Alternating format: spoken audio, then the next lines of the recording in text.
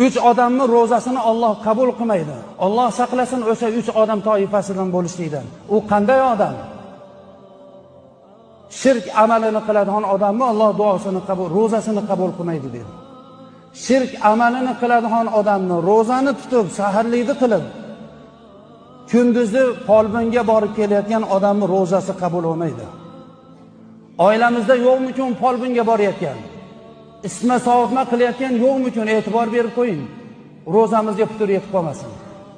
Ikkinchisi, ro'zasi qabul bo'lmaydigan odamlarning ikkinchisi aka-uka o'rtasida, opa-singil o'rtasida, qo'li qo'shnilar o'rtasida muomalani uzib qo'ygan odamning ro'zasi qabul bo'lmaydi dedi. Uchinchisi, mushahin gina saqlagan, nimaga men kechirim so'rashim kerak, men so'ramayman deb gina saqlab yurgan odamni ro'zasi qabul bo'lmaydi dedi. 3 odamning ro'zasini Alloh qabul qilmaydi. Alloh saqlasin o'sha 3 odam toifasidan bo'lishlikdan. U qanday odam? Shirk amalini qiladigan odamni Alloh duosini ro'zasini qabul qilmaydi dedi. Shirk amalini qiladigan odamni ro'zani tutib, saharlikni qilib, kunduzi folbinga borib kelayotgan odamning ro'zasi qabul bo'lmaydi. Oilamizda yo'qmikin folbinga borayotgan, isma savobma qilayotgan yo'qmikin e'tibor berib qo'ying.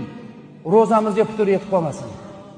Ikkinchisi, ro'zasi qabul bo'lmaydigan odamlarning ikkinchisi aka-uka o'rtasida, opa-singil o'rtasida, qo'li qo'shnilar o'rtasida muomalani uzib qo'ygan odamning ro'zasi qabul bo'lmaydi dedi. Uchinchisi,